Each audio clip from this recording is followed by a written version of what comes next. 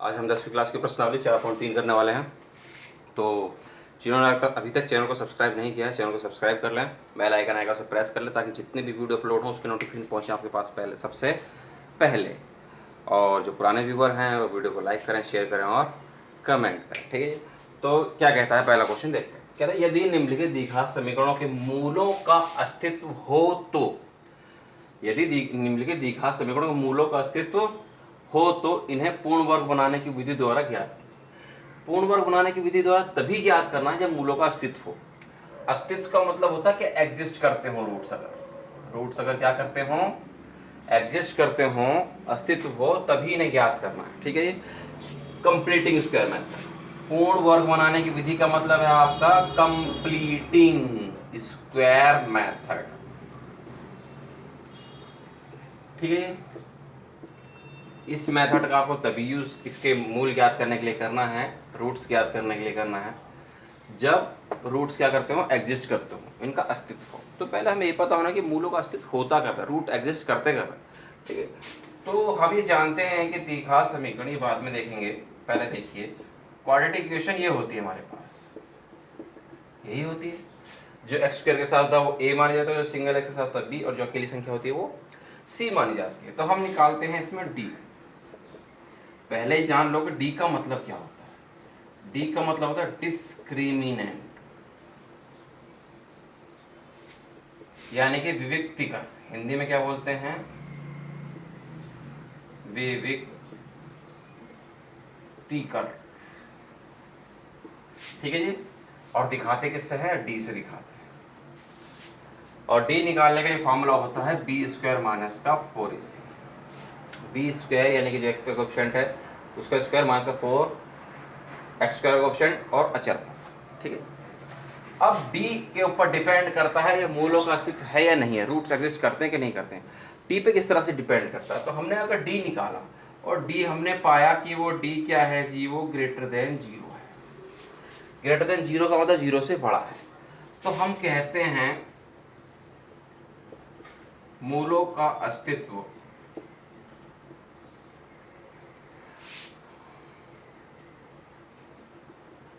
या वास्तविक, मूलों का अस्तित्व है या मूल वास्तविक है, ठीक है। ये अगर डी क्या होता है, जीरो से बड़ा होता है, अस्तित्व यानी कि वास्तविक और असमान है, ठीक है जी। मूलों का अस्तित्व और मूल क्या है, असमान है। मूल भी लिख लो, मूल आपके क्या है जी, असमान है, ठीक है। या अंग्रेजी में क्या बोल देते हैं, रूट्स आर एग्जिस्ट या रियल,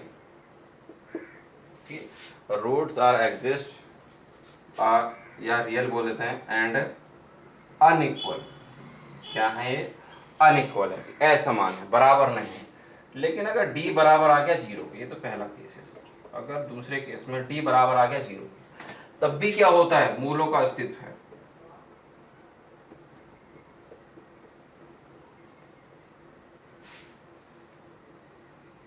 अस्तित्व है, अस्तित्व है या वास्तविक है, बात एक ही है। और मूल क्या है जी, आपके समान है, ठीक है जी। यानी कि रूट्स आर एग्जिस्ट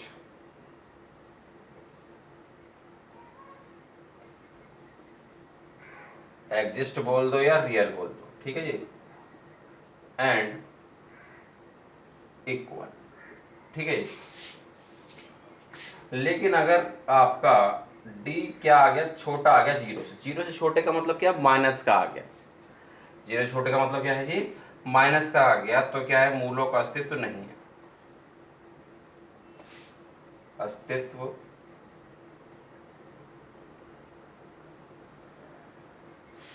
यानी कि मूल अस्तित्व नहीं, यानी कि मूल वास्तविक नहीं है, ठीक है जी। बोले तो रूट्स आर नॉट एग्जिस्ट, या कह सकते हैं रियल, ठीक है। डी अगर जीरो से बड़ा है, डी अगर जीरो से बड़ा है तो मूलों का अस्तित्व नहीं है, यानी कि सॉरी मूलों का अस्तित्व है या वास्तविक है। अस्तित्व बोलो या वास्तविक बोलो एक ही बात होती है, ठीक है। और मूल क्या है जी, असमान होते हैं। लेकिन अगर डी बराबर आ गया जीरो के तो मूलों का अस्तित्व है, यानी कि मूल वास्तविक है और क्या है, समान है। यहाँ मूल असमान होते हैं, यहाँ मूल क्या होते हैं, समान होते हैं। लेकिन डी अगर आ गया माइनस का, अगर डी माइनस का आ गया तो मूलों का अस्तित्व नहीं है, यानी कि मूल वास्तविक नहीं है, रूट एग्जिस्ट नहीं करते हैं, रूट्स रियल नहीं हैं, ठीक है। एग्जिस्ट बोलो या रियल बोलो एक ही बात है, वास्तविक बोलो या अस्तित्व बोलो एक ही बात है, ठीक है। इसमें एक चीज यहाँ पर देख लीजिएगा, डी अगर छोटा है जीरो से तो मूलों का अस्तित्व नहीं है, यानी कि मूल वास्तविक नहीं है।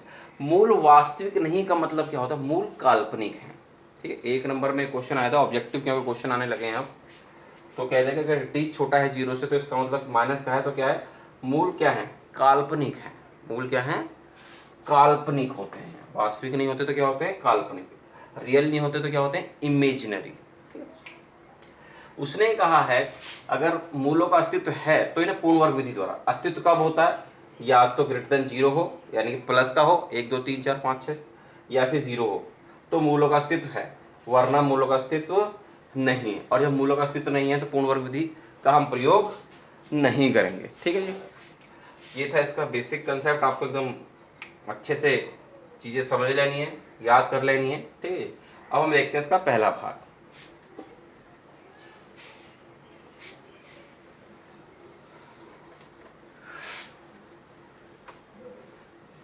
पहले हमें यही चेक करना है कि मूलों का अस्तित्व है या नहीं है, ठीक है, रूट्स एग्जिस्ट करते हैं कि नहीं करते हैं। तो ए कितना है 2, बी कितना है -7 और सी कितना है आपके पास 3। जो एक्स स्क्वायर के साथ था ए, जो सिंगल एक्स के साथ था बी, और जो अकेली संख्या होती है वो सी। हमने क्या निकाला, डी। डी का formula B square -4ac। B कितना है आपके पास -7, ए कितना है आपके पास 2 और सी कितना है आपके पास 3। 7 का स्क्वायर 49, 4 दूनी 8 दिया 24, कितने बचे 25। 49 में 24 का तो कितने बचे 25। डी क्या है, ग्रेटर देन जीरो, जीरो से बड़ा है।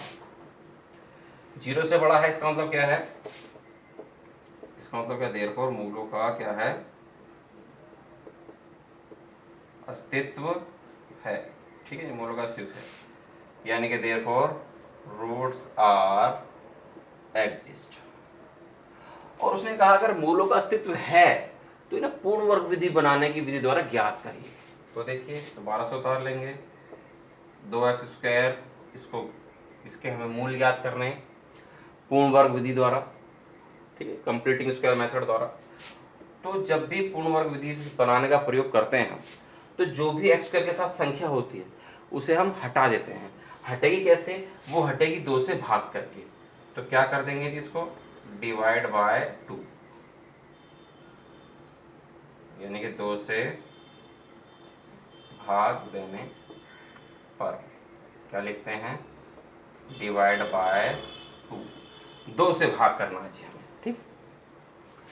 2 से भाग करेंगे जब हम इसको तो देखिएगा क्या आएगा हमारा,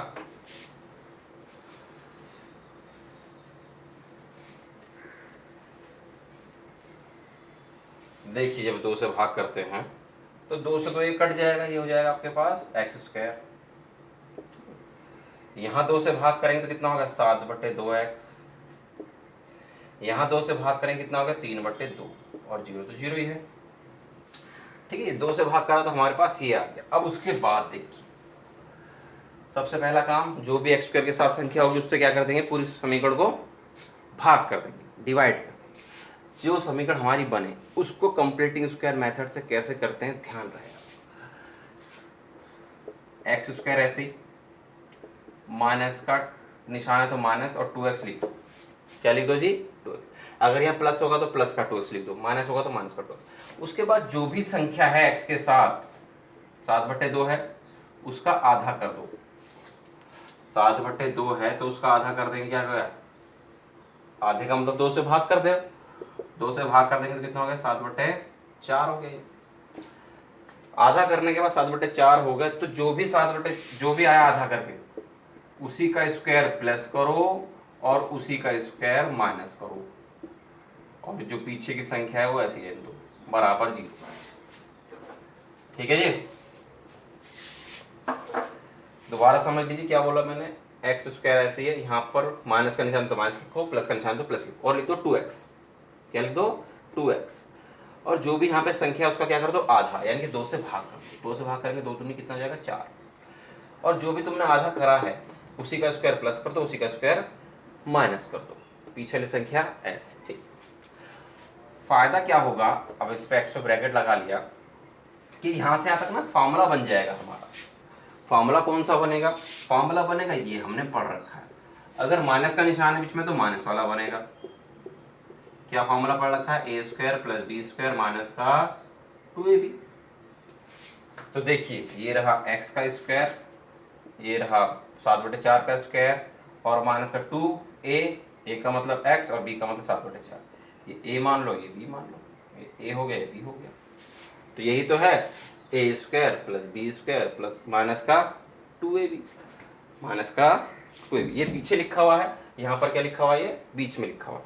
हम इसी चीज को ऐसे भी तो लिखते हैं, ए स्क्वायर माइनस का 2ab प्लस का बी स्क्वायर। ठीक है, ये तो यही चीज तो लिखी है, ये ए स्क्वायर बी स्क्वायर 2ab।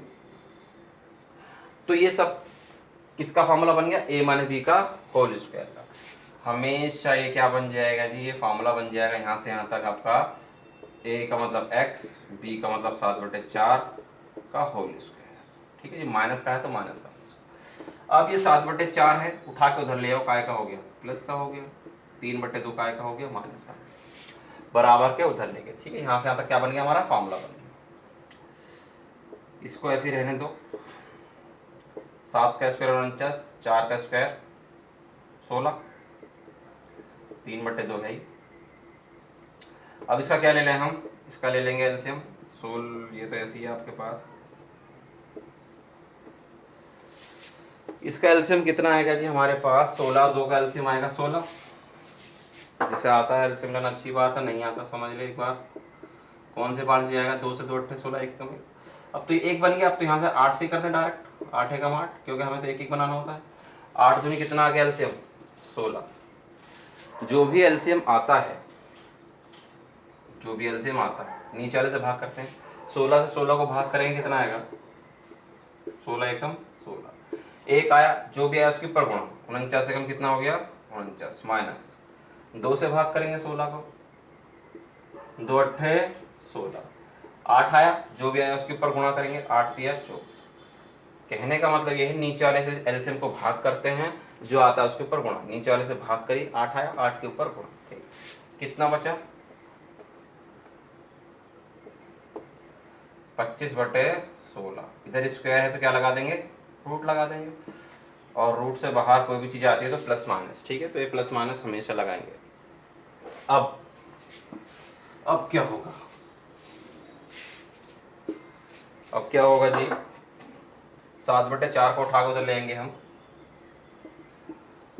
ये माइनस का है तो उधर आगे प्लस का हो गया। और 25 का कितना निकल का जाएगा? 5। 16 का कितना निकल का आएगा रूट से बाहर? 4। अब ये आपका प्लस माइनस दोनों में है, तो एक बार काय में लिख देंगे इसको? प्लस में। और एक बार काय में लिख देंगे इसको? माइनस में। एक बार प्लस में लिख दिया, प्लस माइनस दोनों है, क्योंकि ये हमेशा लगाइएगा जब भी स्क्वायर हटाते हैं रूट लगाएंगे तो क्या होगा? प्लस माइनस दोनों। एलसीएम कितना आ गया इसका? 4। एलसीएम तो 4 है तो ऊपर वाला सेम है, एलसीएम तो ऊपर वाला ऐसे ही रहता है। ठीक है जी, इधर भी क्या होगा? एलसीएम ले लेंगे 4। एलसीएम सेम है तो ऊपर वाला ऐसे ही रहता है। 7 और 5 कितना हो गया? 12/4। 7 में से 5 गया तो 2/4। काट दो जी, 4 तिया 12। कितना आ गया? x बराबर 3। 2 एकम 2, 2 दूनी 4। कितना आ गया? x बराबर 1/2। ये आपके दो मूल आ गए।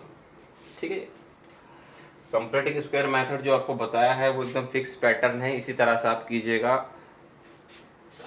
एकदम करेक्ट होगा आपका। ठीक है, सेकंड पार्ट देखते हैं इसका।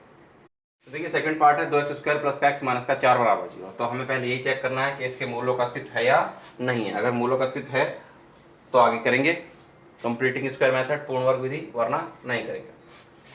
तो पहले a बताइए। a जो x² के साथ होता है 2, बी कितना है जो सिंगल एक्स के साथ होता है यानी कि 1, और सी कितना जो अकेली संख्या होती है 4। क्या निकालना है? डी निकालना है। डी से पता चलेगा हमें कि मूलों का अस्तित्व है या नहीं है। मूलों का अस्तित्व कब होता है? जब 0 से बड़ा हो डी या 0 हो। बी कितना है? 1, ए कितना है? 2, और सी कितना है? माइनस का 4। 1 का स्क्वायर 1 हो गया, 4 दूनी 8, 8 चौक 32। माइनस की माइनस से गुणा करेंगे क्या हो जाएगा? प्लस का 32। कितना आ गया जी आपके पास? डी 33। डी आ गया 0 से बड़ा, इसका मतलब मूलों का अस्तित्व। अतः क्या लिख देंगे जी? मूलों का अस्तित्व है। ठीक है, देयरफॉर रूट्स आर क्या हो गया आपके? एग्जिस्ट हो गए। ठीक है, रूट्स एग्जिस्ट हो गए तो आगे होगा, आगे क्या करना पड़ेगा? 2x² प्लस का x माइनस का 4। क्या बताया था जी पूर्ण वर्ग विधि से करने के लिए? आपको बताया गया था जो भी x² के साथ संख्या है उससे पूरी समीकरण को क्या कर देंगे? भाग कर देंगे। यानी कि 2 से भाग देने पर, 2 से भाग देने पर का मतलब डिवाइड बाय 2। कितना हो गया जी? x²। ये कितना हो गया? x/2। एक तो है ही आगे। ठीक है, और इसको 2 से भाग करेंगे तो कितना हो गया? 2। ये हो गया। उसके बाद क्या बताया गया था? उसके बाद बताया गया था आपको कि इसका पूर्ण वर्ग बनाने के लिए x तो ऐसे ही रहेगा। ठीक है, x²। प्लस का निशान है तो प्लस, क्या लिख देंगे आप? 2x लिख देंगे। क्या लिख देंगे? 2x। और जो भी यहाँ पे संख्या उसका आधा कर देंगे, तो 1/2 है, उसका आधा कर देंगे तो 2 से और भाग करना है, यानी कि कितना हो गया? 1/4। और जो आधा करके आएगा उसको लिख देंगे यहाँ पर, और उसी का स्क्वायर क्या कर देंगे? प्लस, और उसी का स्क्वायर क्या कर देंगे? माइनस। ठीक है, ये माइनस का तो ऐसे ही, पीछे वाली संख्या ऐसे रहने देंगे। ये x² हो गया। ठीक है, 2x ऐसे ही लिख दिया। क्या कर देते? जो भी यहाँ पे संख्या उसका आधा कर देते, जो भी आधा करके आएगा उसी का स्क्वायर प्लस करना, उसी का स्क्वायर माइनस, ये पीछे वाली 2 ऐसे ही लेंगे। ठीक है, यहाँ से आधा क्या बन जाएगा? फिर ये फॉर्मूला बन जाएगा, क्योंकि हम जानते हैं a प्लस बी का होल स्क्वायर होता है a² b² प्लस 2ab, या फिर हम इसको लिख देते हैं a² प्लस का 2ab और प्लस का b²। ठीक है, तो ये वाला इस फॉर्म में लिखा है ये ax², 2x 1/4 और 1/4 का स्क्वायर। ठीक है, ये मेरे लिए a है, ये मेरे लिए b है, ab 2ab। ठीक है, तो a² b² 2ab किसका फॉर्मूला हो जाता है? ये a² b² 2ab किसका फॉर्मूला होता है? a प्लस बी का होल स्क्वायर का फॉर्मूला होता है।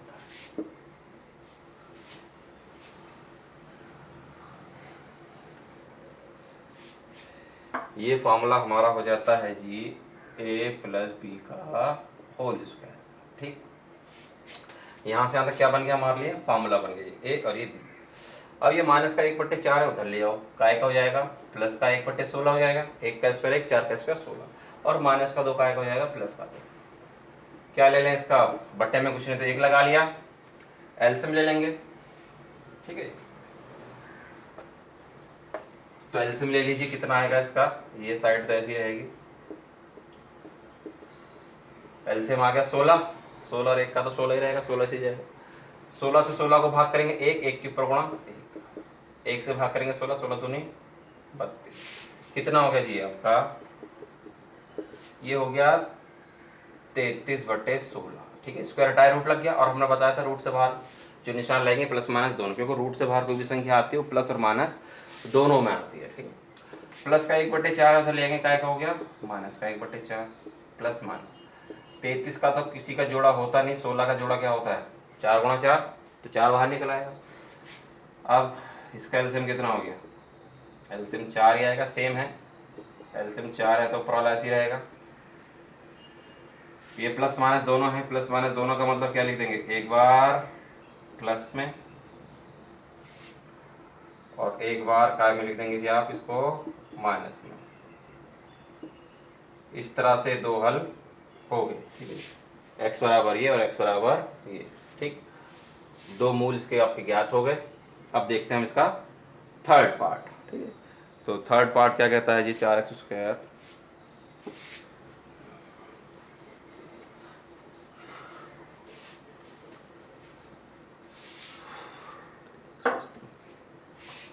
थर्ड पार्ट है 4x² प्लस का 4√3x प्लस का 3 बराबर 0। ठीक है जी। तो पहले देखते हैं जी, डी देखते हैं इसका कि मूलों का अस्तित्व है या नहीं है। तो ए कितना है 4, बी जो सिंगल एक्स के साथ है, सी कितना है आपका 3। तो डी निकालने के लिए फॉर्मूला आप जानते हैं b² माइनस का 4ac। बी कितना है आपके पास 4√3 4। ए कितना है आपके लिए 4 और सी कितना है आपके लिए 3। ठीक है। तो बी की वैल्यू रख दिया आपने 4ac, ए की वैल्यू रख दी, सी की। 4√3 का स्क्वायर करेंगे। 4√3 के स्क्वायर का मतलब समझिए, 4 की 4 से गुणा करेंगे 16 और √3 की √3 से करेंगे तो 3। एक जैसे हैं तो एक ही संख्या आती है रूट से बाहर, तो कितना हो गया 16 तिया 48। ये हो गया आपका 48। 4 चौक 16, 16 तिया 48, ये भी 48 हो गया जी। कितना हो गया जी ये 0। डी आ गया 0। डी अगर 0 है तब भी क्या होता है, मूलों का अस्तित्व तो होता है। डी 0 आ गया, अतः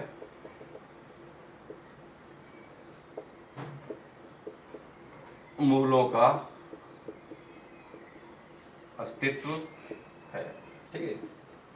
देयरफॉर रूट्स आर एग्जिस्ट।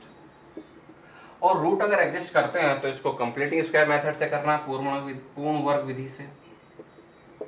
उतार लीजिए जिसको दोबारा से। पूर्ण वर्ग विधि के लिए मैंने आपको क्या तरीका बताया, मैंने आपको पूर्ण वर्ग विधि के लिए तरीका बताया कि जो भी x² के साथ संख्या है पहले उस संख्या से क्या कर दो, पूरे को भाग कर दो, यानी कि 4 से भाग देंगे। ठीक है जी। बोले तो डिवाइड बाय 4। 4 से डिवाइड भाग करूँगा तो ये हो गया x² रह गया, 4 4 कट जाएगा, यहाँ पर 3 रह गया खाली। ठीक है, 4 4 कट जाएगा और यहाँ पे 3/4 रह गया। आपने इसको 4 से भाग करा 4 कट गया, 4 से भाग करा 4 कट गया, 4 से भाग करा 3/4 हो गया। ठीक। उसके बाद आपको क्या बताया गया था कंप्लीटिंग स्क्वायर बताने के लिए, इसका स्क्वायर लिख दो, प्लस का निशान दो, प्लस का 2x लिख दो बिना सोचे समझे। और जो भी यहाँ पे संख्या है x के साथ उसका क्या कर दो आधा, आधे का मतलब 2 से भाग। जो भी आपने लिखा है उसी का स्क्वायर क्या कर दो प्लस, और उसी का स्क्वायर क्या कर दो माइनस। ठीक है। और ये 3/4 पीछे वाला ऐसे रहेगा बराबर में 0।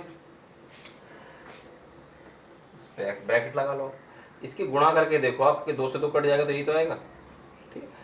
तो सिर्फ पूर्ण वर्ग विधि बनाने के लिए तरीका आपको सिखाया गया कि इससे करोगे आप, इस तरह से रट लोगे, इस तरह से समझ लोगे चीज़ों को, तो आपके लिए क्या है आसान हो जाएंगी चीज़ें। ठीक है। कि x ऐसे ही है, 2x लिख दो, जो भी यहाँ पे संख्या उसका क्या कर दो आधा, जो भी तुमने लिखी है आधा करके आई उसी का स्क्वायर प्लस उसी का स्क्वायर माइनस कर दो, पीछे वाली संख्या ऐसे। ठीक। आगे बढ़ते हैं। आगे क्या होगा जी, अब ये यहाँ से यहाँ तक क्या बन जाएगा जी, फॉर्मूला बन जाएगा आपका। यहाँ से यहाँ तक फॉर्मूला ये हो गया a, ये हो गया b और ये होगा 2ab। तो a² b² 2ab का भी थोड़ी देर पहले फॉर्मूला बताया था, क्या हो जाएगा जी a + b का होल स्क्वायर माइनस, यहाँ से यहाँ तक तो फॉर्मूला बन गया। ये कितना हो गया, स्क्वायर से रूट कैंसिल 3 आ जाएगा, इस 2 का स्क्वायर कितना हो गया 4, या बराबर के उधर ले आओ कोई फर्क नहीं पड़ता। ये प्लस का 3/4 है बराबर 0, माइनस के 3/4 से प्लस का 3/4 क्या हो गया जी आपका कट गया, कितना रह गया आपके पास ये रह गया बराबर 0। रूट हटाएंगे क्या लग जाएगा, स्क्वायर हटाएंगे रूट लग जाएगा, और 0 का क्या होता है 0 का तो 0 रहता है, कोई फर्क नहीं पड़ता। प्लस का रूट 3/2 है, बराबर के उधर लेंगे तो क्या हो जाएगा माइनस का रूट 3/2। तो उसने कहा था कि मूल क्या है ऐसी कंडीशन में जब d बराबर 0 होता है तो मूल समान होते हैं, यानी कि एक ही मान आता है। जो पहला भी मूल यही है, दूसरा मूल भी यही है, और जब भी मूल समान होंगे तो जो आपने माइनस करा होगा वो पीछे वाली संख्या से हमेशा क्या होगा कट जाएगा। ठीक है, जैसा कि यहाँ पे कट गया। तो अब देखते हैं हम इसका 4th पार्ट। ये इसका 4th पार्ट 2x² प्लस का x प्लस का 4। पहले चेक करेंगे कि इसका मूलों का अस्तित्व है या नहीं है। तो चेक करने के लिए जो x² के साथ होता है वो a, जो सिंगल x के साथ संख्या होती है b, और जो अकेली संख्या होती है वो c। d निकाला, d का फॉर्मूला b² - 4ac, क्योंकि d से ही हमें पता चलता है कि मूलों का अस्तित्व है या नहीं है। बी कितना है 1, ए कितना है 2 और सी कितना है आपका 4। 1 का स्क्वायर हो गया 1, 4 दूनी 8, 8 चौक 32, कितना बचा जी माइनस का 31। डी क्या आ गया, छोटा आ गया 0 से। डी अगर छोटा आ गया 0 से, माइनस का आ गया, माइनस की जितनी भी संख्या सब 0 छोटी होती है, तो क्या लिख देंगे, अतः मूलों का अस्तित्व नहीं है। ठीक है, लिख देंगे therefore roots are not exist. ठीक है, और जब रूट एग्जिस्ट ही नहीं करते तो आगे क्वेश्चन नहीं होगा। मूलों का अस्तित्व नहीं है, अस्तित्व नहीं है तो पूर्ण वर्ग विधि का यूज नहीं करना, क्योंकि हमें पूर्ण वर्ग विधि तभी यूज करनी जब मूलों का अस्तित्व है। साफ साफ लिखा था कि अगर मूलों का अस्तित्व हो तो इसको पूर्ण वर्ग बनाने वाली विधि से हल कीजिए। ठीक है, तो उम्मीद करते हैं आपको समझ में आ गया होगा। इन पे प्रैक्टिस करें तो और भी बेहतर होगा। तो मिलते हैं अगली वीडियो।